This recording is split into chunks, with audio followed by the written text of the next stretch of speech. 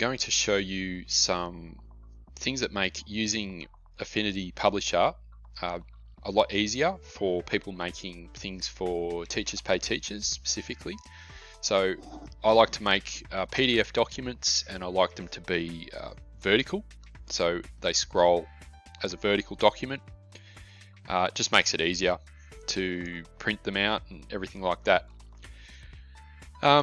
So what you can do to sort of make it easier is create a template. So basically you might have your headings and things all set in the right places, and you just want to change the name of it and some text boxes and things. This is sort of my basic lesson plan layout that I like to have.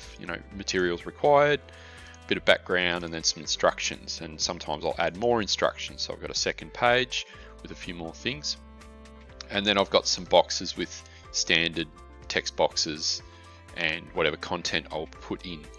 I've also in my template got some blank pages, but I have left a text box in because that's the right font and size for my particular worksheets. So if I want to add another one, I can copy it. You can just Control C, Control V, or you can actually just, once you've got it selected, hold down the Control button and just drag it, and that gives you a second box. So then you've got something to work with, so you're not setting everything up.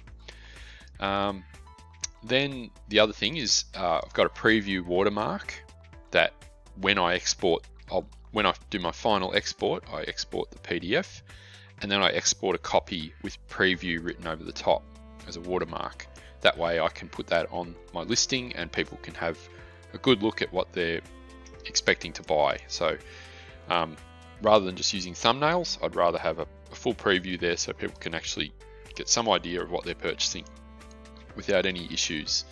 And then I've just got the same thing, another basic box with headers. So this is a starting point for me. How do I create a template? It's very easy. So say this is my document. I can go File, Export as Template, and you'll see I've got 4 here. Now I won't save it, but it's actually this one here, and I'll show you how I load that in a new document.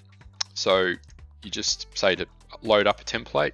I'm about to start a new activity. I can either use a preset, or I can load a template. So here's my general lesson plan template. It's quite nice. It's got a little picture, and then it will create it. Now that'll be a copy of what I've just been showing you.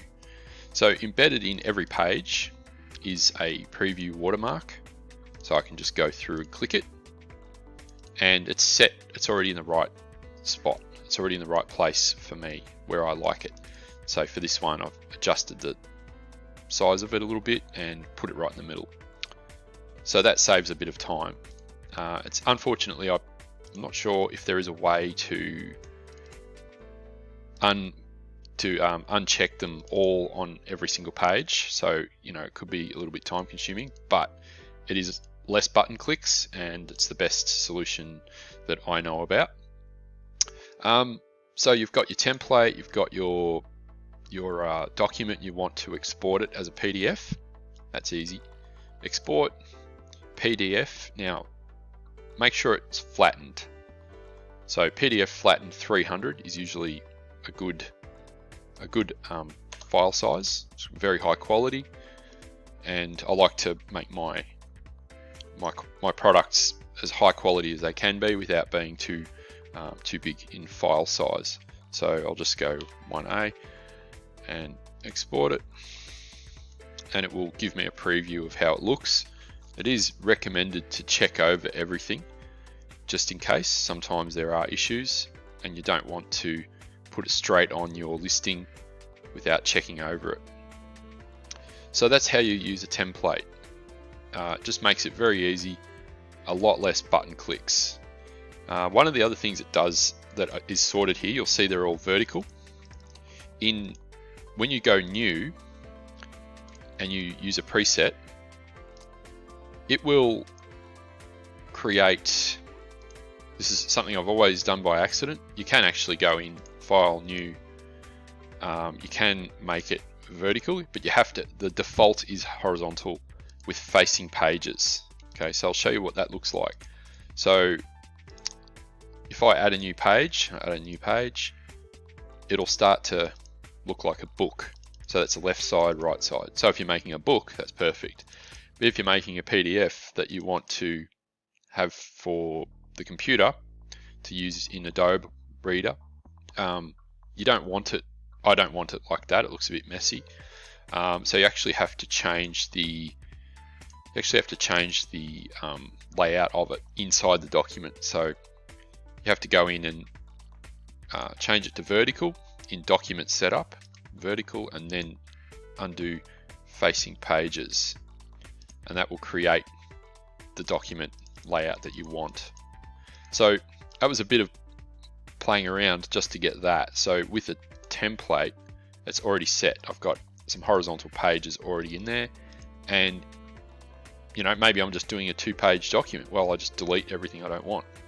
It's easy. So right click, delete. If I like this page, say I'm going to have 3 or 4, right click, duplicate. Now you can also add in master pages. So you might want to apply a master, and you can actually make masters yourself. So that's a good idea as well. I've done a little bit of that. That's something that is probably a good idea, but I do find just having a template works really well. Master pages, you can make your own here, so you can add a master. So these are A4. I might add a letter page in portrait, and then show units in millimeters. I like millimeters, and I might just call it master letter portrait 1A. I always do 1A just in case there's another variant that I want. I don't have to go and do it again and get mixed up.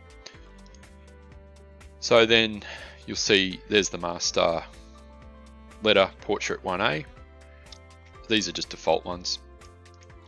So then I could just go add pages from master like that, and that gives me a page. Now that was a fair bit of playing around. In my template, it's probably better just to go right click, duplicate. So it saves a lot of playing around. That'll do for now. So that's just a few things just to do with actually using master, using templates and using masters. So I've got a few more things coming up, so stay tuned. Thanks.